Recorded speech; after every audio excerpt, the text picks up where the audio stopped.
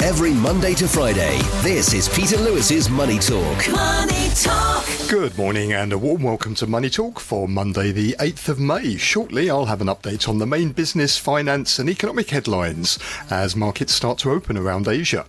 This podcast is sponsored by Surfing Group, which is headquartered in Singapore and offers online financial services to 30 million customers across 10 countries. In today's top stories, the Reserve Bank of Australia kept interest rates on hold yesterday but raised its short-term inflation forecast. The RBA held interest rates at 4.35% for the fourth straight meeting. The central bank said in a statement that inflation continues to moderate but is declining more slowly than expected, adding that it remains high. The RBA said that it will take some time for inflation to come to its 2% target, and it's not ruling anything in or ruling anything out with regards to monetary actions. Japan may have to take action against any disorderly, speculative-driven foreign exchange moves, the government's top currency diplomat Masato Kanda said on Tuesday, reinforcing Tokyo's readiness to intervene again to support a fragile yen. Mr. Kanda, who's Japan's Vice Minister of Finance for International Affairs, told reporters it's preferable for exchange rates to remain in a stable manner following fundamentals, and if the market is functioning soundly in this way, there is of course no need for the government to intervene. Global trade growth is set to more than double this year as inflation eases and a booming US economy helps to drive activity. The OECD, IMF and World Trade Organization are forecasting a sharp rebound in global flows of products this year after a slowdown in 2023 which was driven by higher prices, surging interest rates and sluggish demand. According to the OECD, global trade in goods and services is expected to rise 2.3% this year and 3.3% in 2025. This compares with growth of just 1% last year. Apple has unveiled new iPads featuring what it called an outrageously powerful chip for AI, signalling the Silicon Valley's giant's growing focus on artificial intelligence services. The company launched the M4 chip for its latest iPad Pro devices on Tuesday, just months after it introduced the M3 alongside new Macs back in October. On today's programme, I'm joined by Enzio von Pfeil, who's Capital Preservation Specialist at Financial Shield. Also with us is Louisa Fok, China Equity Strategist at the Bank of Singapore. And with a view from Japan is John Beirne, Principal Economist at the Asian Development Bank. There's also a daily newsletter to go with this show, which you'll find at peterlewismoneytalk.substack.com. Peter Lewis's Money Talk. A broad rally for US equities lifted the S&P 500 to a 3-week high in its first 4-session winning streak since March. The S&P 500 added 0.1% and ended the session at 5,188. The Dow advanced 32 points, or 0.1%, to close at 38,884. The blue chip index rose for a 5th day and marked its longest winning streak since December. And the Nasdaq Composite slipped 0.1% to close at 16,333. The yield on the 10-year Treasury bond was down 3 basis points to a 1-month low of 4.46%. And the yield on the policy-sensitive 2-year was unchanged at 4.83%. On Tuesday, the Fed's Neil Kashkari said rates could stay where they are for an extended period of time. The US dollar was firmer Tuesday for the first time in 5 days, albeit trading in a narrow range. The US dollar index ended the session up 1/3% at 105.37. The yen was the G10 underperformer as the cross hit a high of 154.75 yen to a dollar. Gold slipped lower as the dollar gained. Spot gold was 0.5% lower at $2,313 an ounce, and oil prices hit their lowest levels since mid-March. Brent crude oil fell 0.2% to $83.16 a barrel. Bitcoin saw quiet trading, hovering just above $63,000 after a second day of net inflows into Bitcoin ETFs. Hong Kong stocks snapped a 10-day winning streak, the longest since January 2018, which has taken the city's benchmark index to an 8-month high, and the rally has helped the index to gains of over 24% from the January lows, with a rise of over 20% widely defined as a bull market. On Tuesday, the Hang Seng reversed early gains to fall 99 points, or 0.5%, to 18,479. The tech index tumbled 2.1%. Mainland China's Shanghai Composite Composite added to an 8-month high, closing 0.2% higher at 3,148. Futures markets pointing to a flat open for the Hang Seng this morning. Looks like it's going to start the day around about 18,480. You can get more details on the latest market movements in my daily newsletter at peterlewismoneytalk.substack.com. Every Monday to Friday, this is Peter Lewis's Money Talk. Peter Lewis's Money Talk. Let's welcome our Wednesday morning guest. We have with us, as we do every Wednesday, Enzio von Pfeil, who's Capital Preservation Specialist at Financial Shield. Morning to you, Enzio. Morning, Peter. And also with us is Louisa Fok, who's China Equity Strategist at the Bank of Singapore. Welcome, Louisa. Morning, Peter. I want to start by having a discussion about the Hong Kong market. As you heard there in the introduction, in the market wrap, the Hong Kong stock's been on a 10-day winning streak, put them back into a bull market now, up about 24% from the January low for the Hang Seng. It seems, doesn't it, all of a sudden that the mood in Hong Kong seems to have shifted. Are you detecting the same thing? And if so, why is that? I think that it looks a bit busier just on the street here, obviously, but I think a lot of this was a short-term blip to the market because of the 19th of April, as you reported, the CSRC announcing 5 measures to expand the scope of market accessibility between Hong Kong and China. So I still stick with my view that we're nothing more than the water skier off the back of the Chinese speedboat, and if the speedboat is moving very slowly, so will we. So it's reverted back to where it's been going. I think that it was a 10-day blip because of the 19th of April measures introduced by the CSRC, but it's not sticky because there's not enough guts to the economic time here. We're in a structural slump in Hong Kong and also in China, I believe. So you don't see this rally really as being sustainable? No, absolutely. The economic time doesn't allow for that in my mind. I mean, there is real money buying this market at the moment, isn't there? But do you think that's because of a fear of missing out? That people have been so short and so negative on the market, and we have this sudden turnaround that people just don't want to miss out on it. Yeah, catch up. Herd catch up. Yeah. Okay, well, Louise, we're interested in your thoughts on this. Are you detecting a change in mood? I think it's a combination of both a little bit technical and fundamentals aspect. Let's talk about the technical side first. If you recall back in January, if you look at Chinese equities was at, and currently is Dow, is also at an underweight positions among most of the global mutual funds. That's point number one. Secondly, recent bounce, that's what I would call, we have seen that all these mutual funds are still having underweight positions. Despite that, it's narrowing their underweight position. So that's one point helping. I think it's a part of the global asset allocation adjustment from the more expensive developed markets and rising concerns. Peter, you mentioned about Japan, like the yen has been depreciating quite rapidly recently, so on and so forth. Now, second aspect, southbound definitely play a role because if we look at southbound net inflow, in April it was around RMB like 74 billion. That is nearly a double when we compare to the average during the first quarter this year, which was around 41 billion. So this part doesn't help.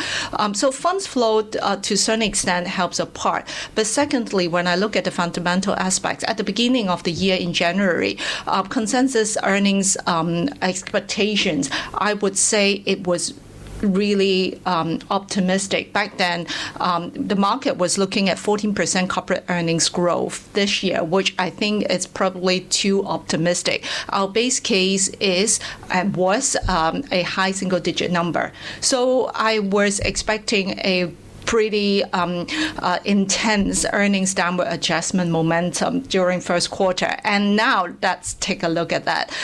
Earnings expectation is now coming to around 10% year on year. So it's probably not too far from my base case. So I think this is one of the key questions answering whether the current rally is sustainable. We need some fundamental support. So upcoming, the earnings growth expectation is one of the key things to focus on.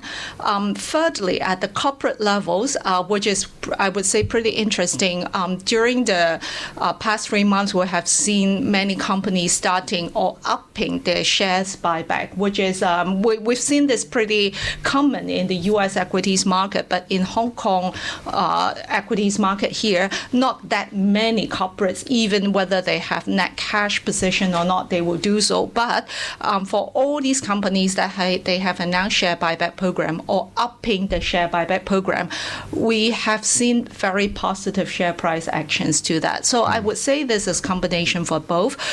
Technically, there's some near-term overbought in the market that is with all the technical signals that have been highlighting. So I think if we are closer to the earnings downward revision momentum and we see improvement from here onwards, yes, we do see potential upside from here, but I think we still need to focus back on the fundamentals because funds flow can change quite abruptly in a short term. How much upside do you see from here? Well, the market is approaching our base case index target. Our bull case index target will be around closer to the 20,000, that sort of level. But that hinges on both valuation re-rating and also improvement in the fundamentals earnings. One last key number that I would like to highlight is China, I'm talking about MSCI China Index, is still trading at a valuation discount when we compare to the emerging market index. Currently, is still at about 17% discount. The average over the past 5 years was probably about 5% discount. So if we see an ongoing improvement in terms of earnings and the focus on shareholders' return, yes, this massive discount gap could have potential to narrow, but again, it will take time. And in China, I think some of the key fundamentals is we need to see the implementation in terms of like the housing inventory destocking and also like some of the fiscal policy, how they actually execute and implementing those policies. Enzio, I'm wondering how much this is also linked to what's going on in the rest of the region, because there's almost been an inverse correlation between, for example, Japan and China, as the Japanese markets rose and hit record highs at the beginning of the year. Money was flowing into that market, also into Taiwan as well, because Taiwan Semiconductors, the biggest stock in that index, and there was a lot of bullish feeling about AI as well. That seems to have turned, doesn't it? Firstly, the weak yen has made Japan less attractive because, of course, if you're a foreign investor investing in Japan, you make money on the stocks, but you lose money on the weak currency. Taiwan has also seen money coming out because TSMC has sort of questioned, this bullish view over how much AI infrastructure spending we're going to see. Is that also one of the reasons why China, Hong Kong has come back into favour at the same time, do you think? Well, it's a good piece of logic, just because these China and Japan that you're dealing with at least remotely similar sizes. You can't do that with Hong Kong and Japan. It doesn't work. So yes, on that score, but I am myself, as you all know, and our listeners listening to my stuff know that I'm just very skeptical of China's economic time, and because of its structural slump, it's going into what Japan has had, and I don't think even the third plenum is going to solve that. Well, that's the other key thing, isn't it? The third plenum has been the other factor in this. There seems to be a sense that maybe the Chinese authorities are going to deal with some of these core issues like the property sector, for example. Maybe we're going to see some real stimulus this time. Do you believe it? I mean, that's partly driven this rally, hasn't it? Yeah. As a fundamental point, you can't solve a structural problem with cyclical tools. And so monetary and fiscal policy, which are short-term stuff, as we all know, cyclical stuff, aren't really going to address the problems of China, which is that households keep saving because they are worried about their incomes. The youth unemployment rate, for instance, is about 15% at present, and the college graduates this year, we've got about nearly 12 million coming into the market looking for a job. The savings ratio, according to the PBOC, 65% of its 20,000 respondents said that they actually wanted to found it hard to be employed. Entrepreneurs in another PBOC survey of the first quarter said that the 42% felt that macroeconomic fundamentals such as jobs and supply and demand were beginning to cool, not pick up as the market is saying, not like many merchant banks are saying, investment banks. More savings on the way, not surprisingly. Close to 62% of urban residents say they intended to save more. So that goes back to Xi's policy of, one, emphasizing manufacturing. He's eschewing consumption because he feels that manufacturing is really going to be the key to get the place going, to give it security. And also, of course, my old chestnut, this party state capitalism, which basically means that the party cells in private companies have always been there, but now they're also beginning to exert quite a strong influence. Even with a 1% stakeholding, they can actually tell the company what to do, and that does not help a company with its investment or its employment plans. So, of course, the companies are a little bit nervous, the private companies. If households plan to save even more than they are now, that really isn't a good sign for the economy, is it? Right. Because China already has one of the highest savings rates in the world, far higher than the average you see elsewhere. And part of the problem is you want them to almost reduce that savings event and go out and spend, boost domestic consumption. But it seems like, from what you're saying, the opposite is actually happening. This is what Mr. Xi, he wants to boost the manufacturing and the party-led manufacturing, as far as I've understood the press. Consumption, normally in my days of doing this stuff that Louisa's now doing, consumption usually accounted for about like 3/4 of economic growth and 3/4 of an economy, basically. Obviously always run by women, because who says let's go shopping? It's generally women. So there you have it. That's a bit of fundamental analysis there. But the point is that by emphasizing independence in manufacturing, decoupling, which is also what the U.S. has told them to do, or the U.S. is certainly leading the way, by making the manufacturing so robust that even if China were in an armed conflict, they could still work with their own supply chains. These are all a different set of emphasis to what we normally in the West would want, which is exactly what you're saying, which push the consumption, because that really has the most multiplier effects. Louisa, how encouraged are you by what the Politburo was saying at the end of April when it was announced that it was going to hold the third plenum in July? It seemed to be suggesting that the country might be taking a different approach, first of all, to the housing crisis by actually coming up with measures to digest existing housing stock. And then they were also suggesting, we haven't seen it done yet, but suggesting that there may be more forceful policy measures, support measures. This seems to have had an impact, certainly on sentiment anyway, but how convinced are you, Louisa, that this is going to make a difference? From a sentiment perspective, that's definitely a positive signal. I think we see two slightly positive surprises from the April Politburo meeting. First, on the fiscal policy front, year to date, the local government special bonds issuance has been at a much slower pace when we compare it to like the past 2 years. So the call to accelerate the issuance and the use of this hopefully will make some impact from a fiscal near-term perspective. Also, secondly, from the trade-in of the home appliances program, I think that's another drive that's trying to kick off. Is that working, by the way? Is that program? There's still some details that needs to be rolled out. In the past, we've seen like some of the subsidies, for instance, in automobiles, it did work.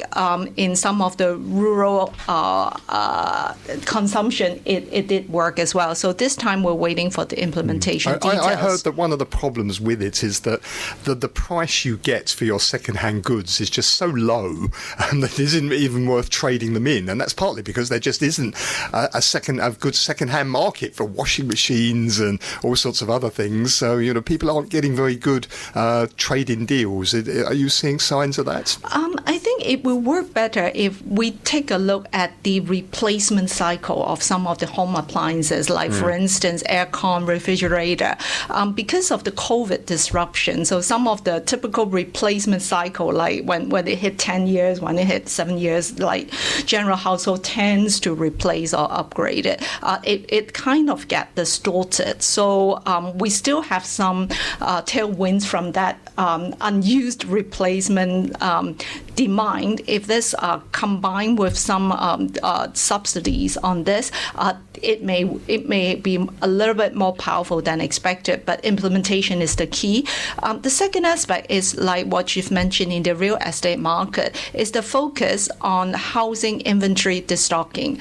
This is probably some slightly different focus. In the past is ensuring the delivery completions. I think we see important aspects from this for two things. First of all, if this happened, it could help or ease some of the real estate, i.e. the property developers' cash flow perspective. That could help them rather than ensuring the completions.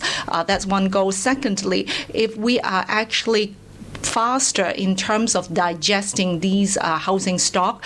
Usually when you look at many of the property cycles around many different countries, when we are seeing the inventory are being digested, then we may be closer or faster to the trough. And go back to what Enzio mentioned, real estate is an important asset for Chinese household. So there's a massive wealth impact from this if we are continue to see housing prices are in contracting mode. So in the longer term, it may help to drive the consumption willingness for household to consume more if we see home prices stabilizing. So it's one leads to another. Yeah, very good point. Yeah, it's the psychology of it, isn't it? Yeah. How similar is this to what China did back in sort of 2016? It had a similar, it had a big policy then, didn't it? A big push on shantytown redevelopment and sort of replacing older rundown dwellings. That had at the time quite a big impact, I think, on the markets, didn't it? So are we seeing something similar this time in terms of a real focus on coming up with some practical solutions that are going to make a difference? I think this time, if you read in between the wordings, I think they are more concerned about the economy, how the momentum keep going. If you recall, like back in last year, we also had a very strong first quarter, 2023, from a GDP, from all these high frequency data perspective. And then the momentum kinds of loses. But I think this time, policymaker kind of, getting or learning the lessons from what happened last year. So they are more focusing on implementation this time. Yeah. And Enzio, tell me a little bit more about what you call party-state capitalism. Yes. Now, as I understand it, what you're saying here, it's about the Communist Party, in effect, taking control of private companies, having people on the boards, and then directing those companies to really serve the agenda of the Communist Party. Yes. Now, how different is this from what we've been used to, which is sort of maybe a government type of capitalism, where the governments, would take stakes in private companies and sort of exert control sort of that way? How different is what we're seeing now from the more traditional way in which the China used to control its companies? It's more insidious, and what I mean by that is that first of all, the party, with the party having, it's always had a cell in private companies. That's not new. What is new, according to this book that I read, which came out only this year, is that the party cells have begun taking a much more active role in the company itself. And that's a big difference to the government going and launching a state-owned enterprise by taking over a private company. It's a very big difference because the cell, even with a 1% stake, they call it a special management share, basically can run the company. So in simple talk, it means, say we're running a wine company, a winery, okay? And the government could, in theory, say, well, actually, I want you to employ more people, buy more machines, and you can say, well, it doesn't make any sense. Well, I want you to do it anyway because we need to create employment in this particular province, da da da da.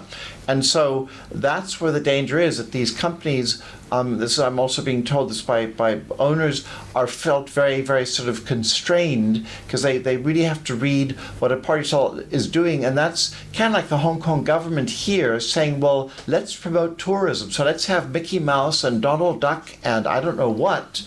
And that's really going to draw tourists in. So then they bandy about big numbers of tourists, but they all come eat at 7-Eleven and go back to Shenzhen at night. Because again, these people have not sat in the real world of actual restaurant business, tourism business, doing things. So that's where it's a disjointed effort because the party cell cannot know about the business itself. And their loyalties are very much linked, obviously, to the party industrie. So this means really that the traditional tools that you would use to try and boost the economy in this type of environment don't really work. No, it's not like under Deng where to get rich is glorious. And this goes back to Xi's very major point of Xi Jinping thought, as far as I've understood it. I mean, I don't speak the language, I don't read it, but that very much it's the party that he wants to make the supremo, more than the government. That for me is a very big difference. Louisa, let me ask you, how did that holiday period go? We saw that the travel numbers were pretty good, but the spending, the amount of spending wasn't so good. It didn't jump anywhere near as much as the number of people who were travelling. What have you sort of concluded from what we've seen over the May Day holiday period? I think you made a pretty good conclusion. In terms of volume, it did surpass the pre-pandemic period. However, in terms of per capita spending, it was still about 11 to 12% lower than the pre-pandemic level spending. So yes, volume-wise is positive, but per capita spending was still subdued. I think we talked about a lot of issues, why and what happened, but it's been pretty clear that consumption downgrade is still happening across the board in China. Okay. Enzio, I want to ask you about President Xi's visit to Europe. He's spent 2 days in France. He's now in Serbia, and he'll go on to Hungary. Ursula von der Leyen, the European Commission president, she basically said, we're going to defend our companies, we're going to defend our economies from Chinese, what she says are Chinese cheap imports. She was basically saying the world cannot absorb China's surplus production. When you listen to this type of language, pretty aggressive language, isn't it? You can't help thinking we're heading towards a trade war here. All politics are domestic. Having lived in Germany for many years, I can only say it remains a welfare museum full of social costs. They don't spend on their defense. That's why Trump is understandably, one of the few reasons I'll agree with him, is understandably vehement. And so the Europeans have all of these very high structural wages because of their very high fixed social costs and taxes. And then, of course, they're going to then bitch and moan about somebody who's just a lot leaner and fitter and meaner and, frankly, ahead of the curve. I mean, on electric vehicles, I mean, I don't even drive a car, but I mean, from what I've been told, the Chinese are streaks ahead on EV compared to and the Germans are meant to be pretty good at cars, but they've just completely cleaned up. So, of course, she has to say this. Everybody has to whine about the bad Chinese. I'm not saying that the Chinese are clean players either, but nor are the Americans or the Europeans. Don't tell me they don't have subsidies themselves. But it's a little bit. It's very much all politics are domestic, and so I think there will be a trade war, but one that again, nobody really wins a war because it's just people angrily shaking their fists at each other and frankly getting nowhere. So the Europeans are not supposed to buy cheaper cars. Who's buying the cars in Europe, by the way? Is it the Chinese in Europe? I'm told it's the Europeans buying Chinese cars. I should imagine it is, yes. I should imagine it is. Bet. Yeah, I'll bet that's pretty secure. So it's the same thing like in the US with Biden accusing the bad Chinese of making fentanyl. Well, who is buying the fentanyl? It's the American snorters.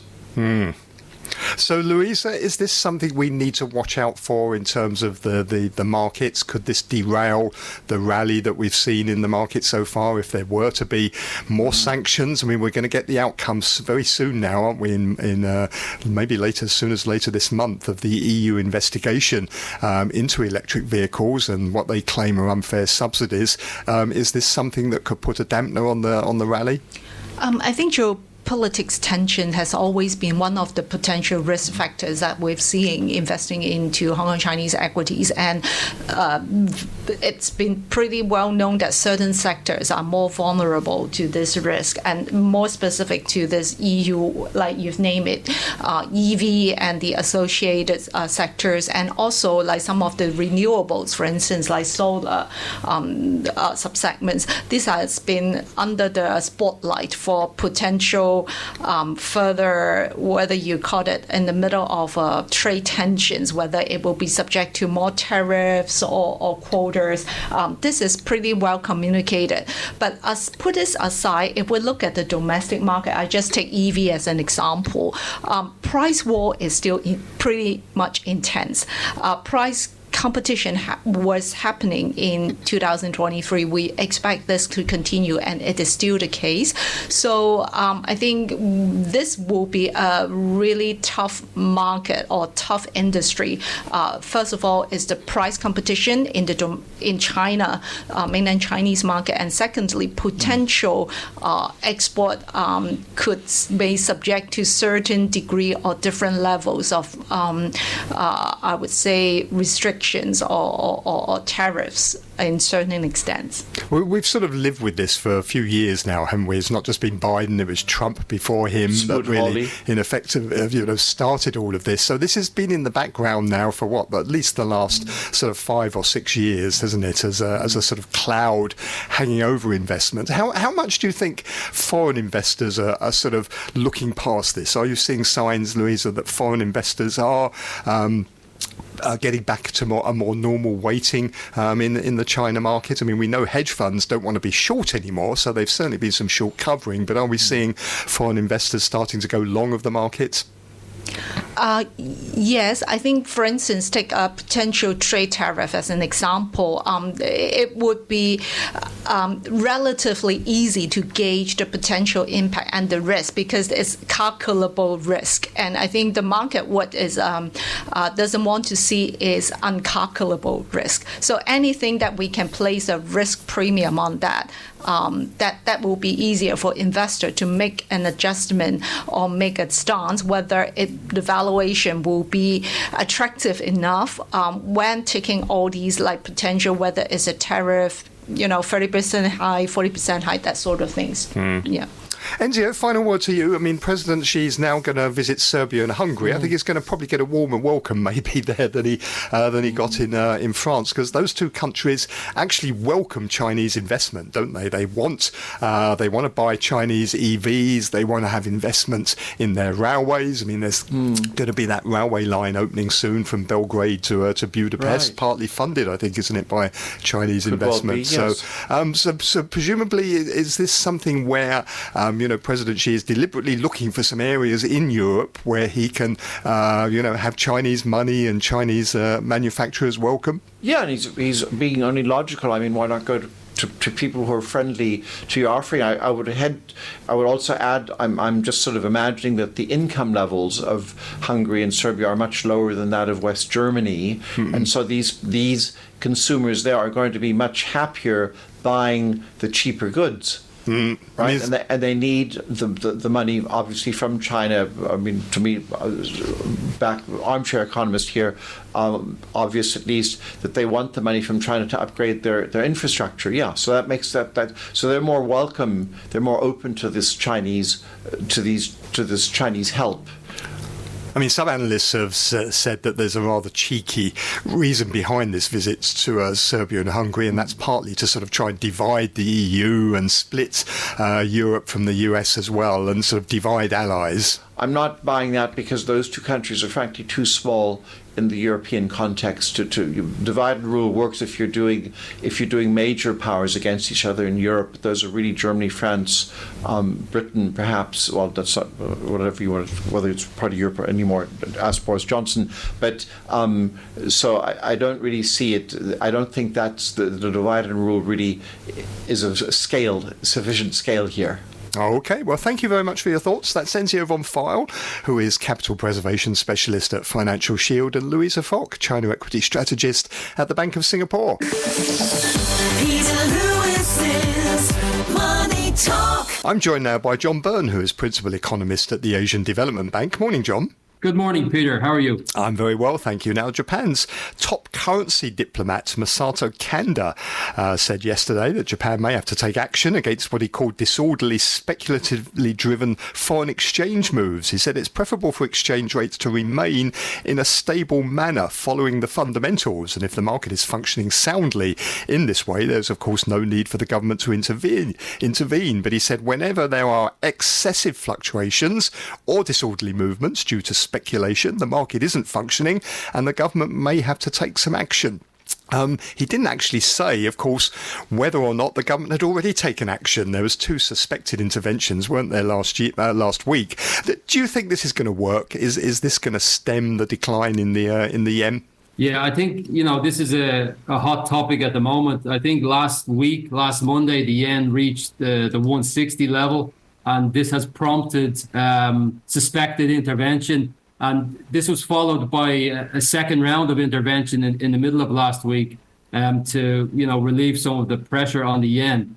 What we saw was that the yen strengthened somewhat after these, unconfirmed bouts of intervention. But, the problem is that from a fundamental perspective, the reason for the decline in the yen remains intact, which is the spread between the US interest rate and the Japanese interest rate. So I think that, the intervention that was performed, these operations have helped to provide some respite. But in terms of providing some, sustainable or longer lasting impact on the yen, I think it's clear that this is not materializing. In fact, we're seeing that the yen is resuming its weakness in the past couple of days, approaching 155 today. And the government spent quite a lot of money, hasn't it, on these 2 sort of interventions? I think it's close to $60 billion. You almost sort of wonder, is this just a waste of Japan's sort of hard-earned assets? Yes, exactly. It was a significant amount. I think the total amount, which you've mentioned, around 59 billion, was similar to the overall amount that was carried out at the end of 2022. So I think, is it a waste of resources? I think that there are seriously are some concerns about the level of the yen, and it's clear that this is a factor which is affecting consumption. It's affecting consumer sentiment, and reaching the level of 160 was obviously something that was problematic in this regard, and this prompted the intervention, of course. But I think that it has had some effect. Obviously, we're below 160 now, but it's not fundamentally addressing the problem that's, that we're all very well aware of.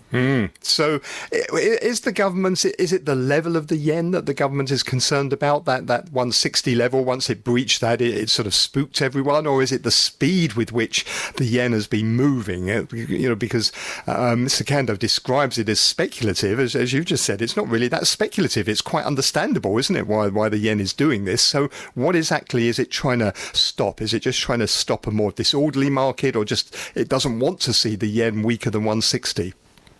Well, it doesn't want to see the yen, going into a bout of free fall devaluation, of course. But I think, one of the issues, of course, relates to what's happening in the US. And we are now in a situation whereby we have higher for longer rates in the US, which is also has an impact on the level of the yen, which, had this not been the case, of course, we would have some narrowing in the spread.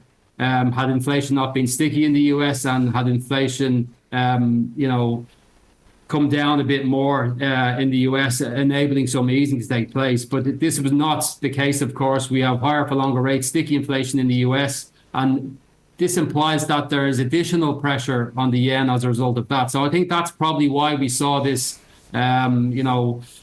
acceleration in the pace of the depreciation of the yen in the recent weeks. It's obviously a concern, as I said, but addressing it fundamentally will not be possible until we, get at the root of the problem, which is normalization of rates, both in the US and in Japan. And this is something that is, stalling in the case of Japan, because we're not seeing consumption picking up. We're not seeing domestic demand driven inflation at the moment, which is not allowing for a normalization in monetary policy. Whereas in the US, we have this higher for longer interest rate scenario driven by stickiness in inflation. So if the Fed's not going to raise rates, then the onus falls on the Bank of Japan if the Fed's not going to cut rates, then the onus falls on the Bank of Japan to raise rates. Are they in a position to do that? Well, first of all, I don't think they're in a position to do that, because there's still uncertainty in the inflation outlook, and also uncertainty as regards the drivers of that inflation, whether it's coming from the demand or the supply side. So I think the large bulk of inflation that we see in Japan is essentially cost-push inflation. So it's impeding monetary policy action as a result of that. On the other hand, my own impression is that given the size of the spread that we have at the moment, it would take some time before that spread would narrow, if we're assuming 25 basis point moves on either side, whether it be, well, certainly in the case of the US, that would be the size of the cut. In the case of Japan, there would probably be even smaller rises if they would materialize. So even if we had a scenario where the US would ease rates and the Japanese would increase rates slightly, we would still be left with a very large interest rate spread, and still there would be some pressure on the yen as a result of that, albeit not to the extent that we're seeing at the moment. Is the yen also under pressure because of what's happening elsewhere in Asia as well? We had the Reserve Bank of Australia yesterday. Although they left rates on hold, they were signalling that they were prepared to raise them because inflation isn't coming down as fast as it was. We've had the Bank of Indonesia raise rates to try and defend the rupiah, which has also been sliding. Is this also adding extra pressure to the currency and to the Bank of Japan? Yes, well, I think, there are some instances of rate rises, as you said, in the case of Indonesia, which is concerned about currency depreciation and the impact that could have on inflation. But I think most eyes are on the interest rate spread relative to the US in the case of Japan. I think this is when people talk about the fundamental reason for the yen's depreciation, this is what is being referred to. And I think to some extent, what happens in the US will affect global markets. I mean, the reason for the Indonesian rate rise was also driven by this higher for longer scenario, which put pressure on the Indonesian currency and prompted a change in monetary policy in that regard. So I think what happens in the Fed will have global repercussions to a large extent. What sort of problems does the weak yen cause for the economy, for Japan overall? Well, that's a very big question. I think, the main problem at the moment is that it's affecting consumer sentiment, given the impact that it has on prices. Now, in a scenario which is what we have at the moment, whereby nominal wages are not increasing as fast as inflation, we're faced with a situation of declining real wages, and this is really a problem in terms of stimulating domestic demand. So from the perspective of the inflationary effects of depreciation, these are significant. And on the other hand, one might think that depreciating currency might be beneficial for competitiveness, net exports, and so on. There are some examples of that in terms of rises in tourism, for example. If we look at services exports, tourism has increased significantly in Japan. It's higher than even before the pandemic. So that would be one benefit to the weakening currency. It would potentially help net exports and has stimulated an increase in tourism. On the other hand, on the domestic side, it's inflationary. It affects consumer sentiment, and it's at the moment inhibiting domestic demand and consumption. It was interesting yesterday, the head of the Japanese business lobby group, the Kaidanuan, he was saying that with the US dollar, Japanese yen above 150, it's too much. So he's also all for intervention by the authorities, but presumably this means is a sign also that the businesses could be finding this difficult. Yes, businesses, of course, are finding it difficult. Remember, Japan is a net importer of commodities, and the effect of the exchange rate has a significant impact as a result of that. Also, in many cases, production has shifted offshore in terms of Japanese manufacturing to avoid problems related to currency volatility, and also for risk management purposes related to what happened in 2011. So I think to some extent we are not seeing actually the usual pass-through of depreciation in the exchange rate to net exports as a result of that. Nonetheless, I think it's a problem that businesses are certainly concerned about, particularly in terms of the inflationary effects. And for investors, I get the impression that investors' view on the yen has changed recently. At the beginning of the year, it was rather positive, wasn't it, about the sliding yen, and that helped the Nikkei 225 to new all-time highs. Now we've sort of come quite a way off of those highs, and investors seem to be expressing more concern, saying this has gone too far. And of course, it damages their investments into Japan, because although they get the appreciation of the stocks, they lose out on the currency.